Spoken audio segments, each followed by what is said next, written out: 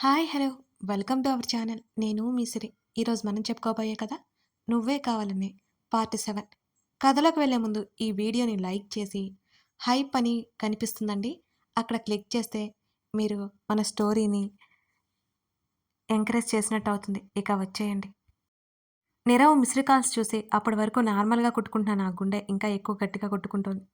ఇప్పుడు నేను ఫోన్ చేయాలా వద్దా? ఫోన్ చేస్తే నేను అడ్వాంటేజ్ ఇచ్చినట్టు అవుతుంది. చేయకపోతే కోపంలో ఏదైనా చేస్తే? ఇప్పటి వరకు ప్రశాంతంగా ఉన్న నా మనసు గజిబిజిగా మారిపోయింది. నీరవ్ నుంచి వీడియో కాల్ వస్తుంటే అందులో కనబడుతున్న నీరవ్‌ని చూసి నేను వణికిపోయాను. లిఫ్ట్ చేయాలా వద్దా? అంత చలిలో కూడా నా నుదుటిన చిరుచెమటలు పట్టాయి. ఆ కాల్ కట్టయ్యే వరకు ఫోన్‌ని పక్కన పెట్టేశాను నేను. నీరవ్‌కి మెసేజ్ చేద్దామని ఫోన్‌ని చేతిలోకి తీసుకున్నాను కూడా. నా చెయ్యి వణుకుతోంది. ప్లీజ్, నేను కాల్ లిఫ్ట్ చేయలేను. మా అత్త నా పక్కనే ఉంది అని టెక్స్ట్ చేశాను నేను అతనికి. బంగారు, నువ్వింకా నిద్రపోయావేమో అనుకున్నా. నేనంటే ఎంత ప్రేమ బంగారు. నేను కంగారు పడతానని నాకు మెసేజ్ చేశావు. అందుకే బంగారు, నువ్వంటే నాకిష్టం అని నీరవ్ మెసేజ్ ద్వారా నాకు చెబుతుంటే అనవసరంగా మెసేజ్ చేశాననిపించింది నాకు. నా కళ్ళల్లో నుండి నీళ్లు బయటకు దొర్లడానికి రెడీగా ఉన్నాయి. బంగారు, ఏంటి సైలెంట్ అయిపోయావు? నా గురించి ఏమి అడగవా? అని మళ్ళీ నీరవ్ మెసేజ్ చేశాడు. నాకు నిద్ర వస్తుంది అని పెట్టాను. ఓకే, నిద్రపో బంగారు.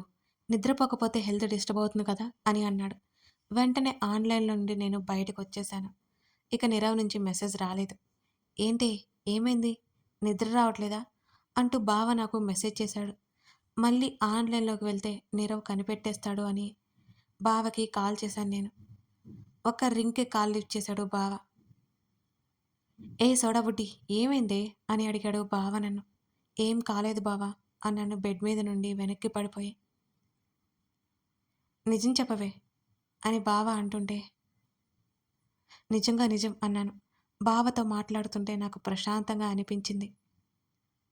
నిద్ర పట్టకపోతే చెప్పు, నేను వచ్చి నీకు కంపెనీ ఇస్తాను అని అన్నాడు బావ. బావ మాటల్లో ఆంతర్యం ఏమిటో నాకు అర్థమైంది. ఆటోమేటిక్‌గా నా కళ్ళు దించేశాను. సిగ్గుపడకు అషు, నేనేమి నీ ఎదురుగా లేనులే అన్నాడు బావ.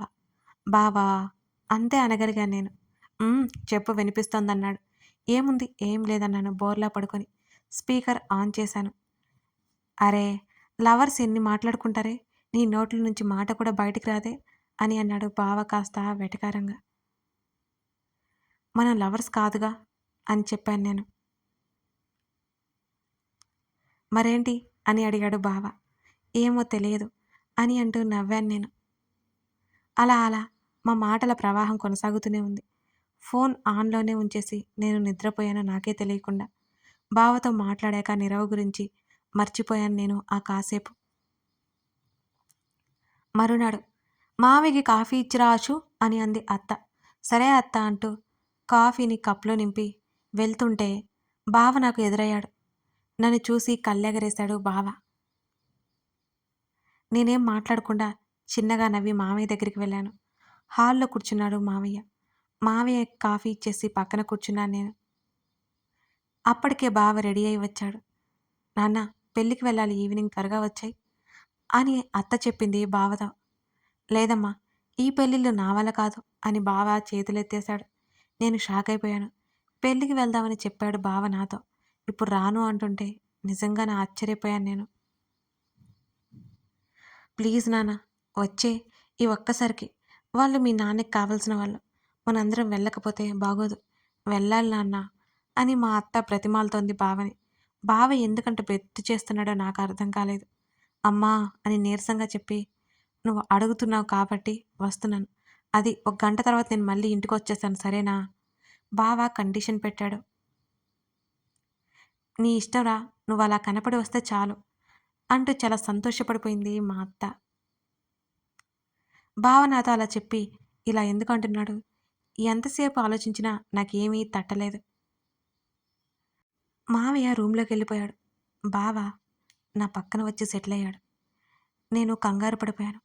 అంతకుముందు ఎన్నోసార్లు పక్కన కూర్చున్నా కానీ ఎవరైనా చూస్తారని భయపడలేదు. ఇప్పుడేంటో అదోలా అనిపించింది. బహుశా సీక్రెట్ మెయింటైన్ చేస్తుంటే ఇలాగే అనిపిస్తుందేమో అత్త కూడా టిఫిన్ ప్లేట్స్ పట్టుకుని సోఫా దగ్గరికొచ్చింది. మాకలా తినడం అలవాటు మరి. అత్త ఇద్దరికీ పెట్టేసింది. బావ అయితే అత్తతో మాట్లాడుతూ తింటున్నాడు. నేను బావని చూస్తూ ఉన్నాను. మాటల్లో బావని 2 దెబ్బలు కూడా వేసింది అత్త. ఆ దెబ్బ నుండి తప్పించుకుంటూనే మాట్లాడుతున్నాడు.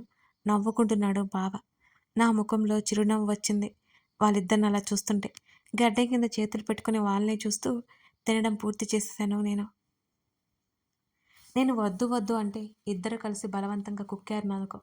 ఏడుపు ముఖం పెట్టుకొని తిన్నాను నేను. అత్త ప్లేట్ తీసుకొని వెళ్ళిపోయింది. బావ చుట్టూ చూసి నా చెంప దగ్గర ముద్దు పెట్టి వెళ్ళిపోయాడు. నేను షాక్ అయిపోయి కంగారుగా చుట్టూ చూసా. బావని చిరుకోపంగా చూశాను. కన్ను గీటి బాయ్ చెప్పి వెళ్ళిపోయాడు. నవ్వుకున్నాను బావ అల్లరికి నేను. సాయంత్రం dark green colour half sari కట్టింది అత్త. వద్దంటే కట్టేసింది మరి. అత్త నా కోసం తీసుకున్న శారీ అది. రెడీ చేసింది అత్త. జడవేయమన్నా వద్దని జుట్టు క్లిప్ పెట్టి వదిలేసింది. ఫైనల్‌గా కళ్ళజోడు పెట్టుకొని అద్దంలో చూసుకున్నా. పర్లేదులే అనిపించింది. అత్తకి అప్పుడే బావ కాల్ చేశాడు. మాట్లాడి నా వైపు చూస్తుంది అత్త. ఏంటత్తా అని అడిగాను. బావ రావట్లేదు అంది. రావట్లేదా అని ఆశ్చర్యంగా అడిగాను. చెప్పేది పూర్తిగా వినవే. బావ తర్వాత వస్తాను అని మనల్ని వెళ్ళమని చెప్పారు. మావయ్య నేను కింద ఉంటాం. నువ్వు ఇంక రెడీ అయ్యావు కదా! ఇంకా ఏమైనా ఉంటే పని చూసుకొని వచ్చేయి అని చెప్పి ఫైనల్‌గా నా అరికాళ్ళ దిష్టి చుక్క పెట్టి మరీ వెళ్ళిపోయింది మా అత్త. తర్వాత బావకి కాల్ చేశాను. చెప్పవే అని అన్నాడు. నువ్వు వస్తాను అన్నావు అన్నాను నేను. వస్తాను మీరు వెళ్ళండి అని అన్నాడు. లేట్ అయితే నువ్వు వచ్చే వరకు ఉండమంటావా అని అడిగాను నేను. ఉంటావా మరి? అమ్మకి ఏం చెప్తావు అని అడిగాడు. బావ నాతో వస్తాను అని చెప్పనా అని అడిగాను. చెప్పవే నాకేం ప్రాబ్లం లేదు అని అన్నాడు బావ. వద్దు వద్దు అత్త కనిపెట్టేస్తుంది అన్నాను నేను కంగారుగా. అయితే మంచిదే కదా! కనిపెడితే త్వరగా పెళ్లి చేస్తారు అని చెప్పాడు బావ. మన పెళ్ళికి చాలా టైం ఉంది బావ. నువ్వు ఇప్పుడే పెళ్ళనుకో అన్నా నేను తెగ సిగ్గుపడిపోతూ. ఆ సరే సరే మీరు వెళ్ళండి. నేను ఫ్రెష్ అయ్యి వచ్చేసరికి లేట్ అయిపోతుంది. సరేనా అన్నాడు బావ. సరే బావ అన్నాను నేను బుద్ధిమంతురాల్లా బుద్ధిగా. బాయ్ కాల్ కట్ చేశాడు బావ. నేను, అత్త, మావయ్య కళ్యాణ మండపానికి వెళ్ళిపోయాం.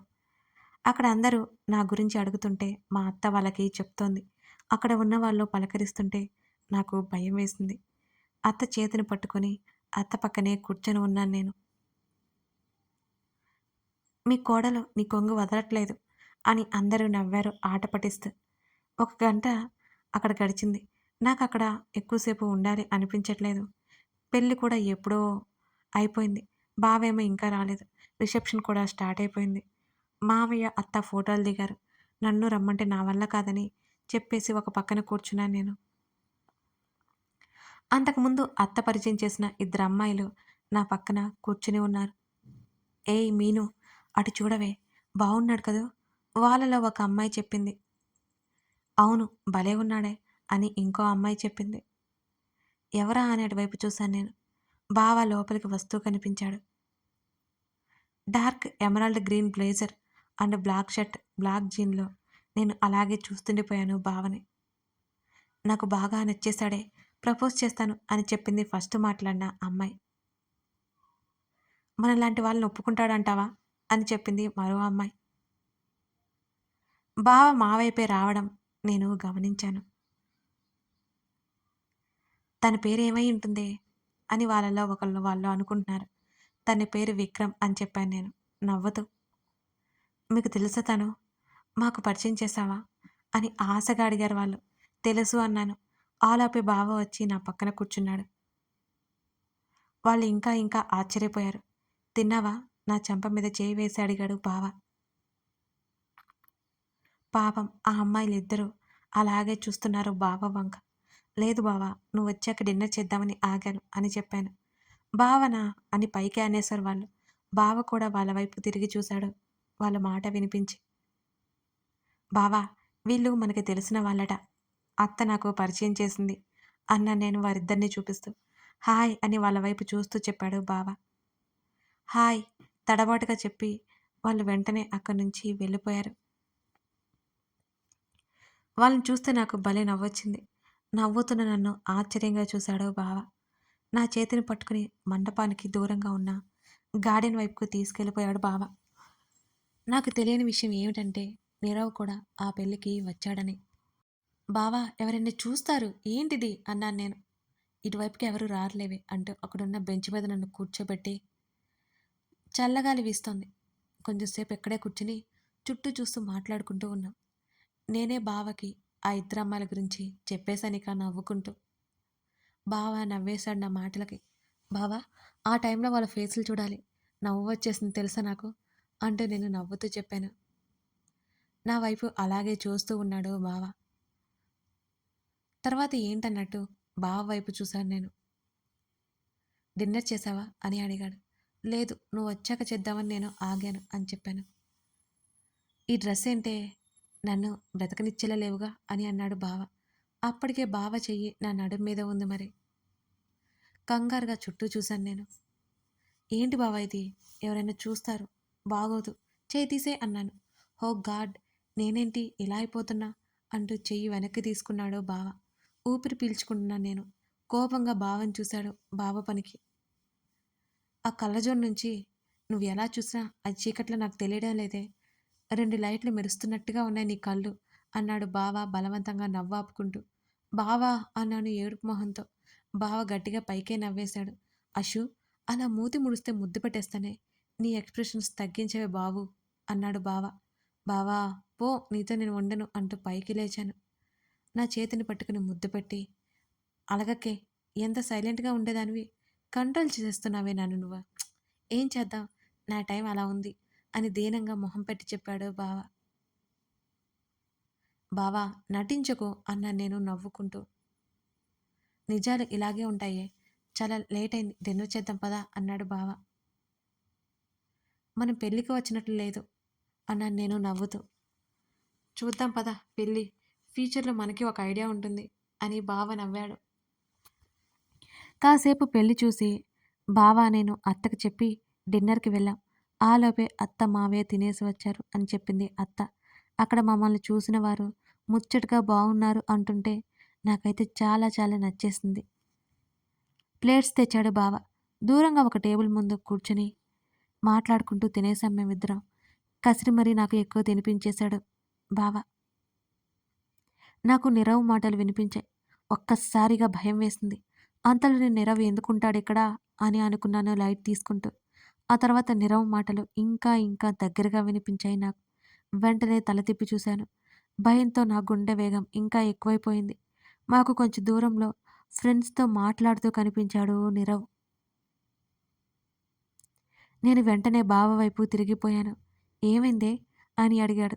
నా ముఖంలో ఉన్న కంగారు తెలిసిందేమో మరి. ఏం లేదు బావా అని చిన్నగా నవ్వాను నేను. ఇబ్బందిగా అనిపిస్తుందా అని అడిగాడు బావ. నా హాఫ్ శారీ గురించి. అవును అన్నాను నేను. అమ్మ దగ్గరికి వెళ్దాం పదా అని బావ అన్నాడు వెంటనే. వెంటనే బావతో పాటు అత్త దగ్గరికి వెళ్ళాలి అని పైకి లేచి బావ వెంట నడిచాను నేను. నీరవ్‌ని దాటుకుని వెళ్ళాలి అని నాకప్పుడు అర్థమైంది. ఏం చేయాలో కాళ్ళు చేతులు ఆడలేదు నాకు. బావా తల తిరుగుతుంది అంటూ బావ భుజం దగ్గర ముఖం దాచుకున్నాను నేను.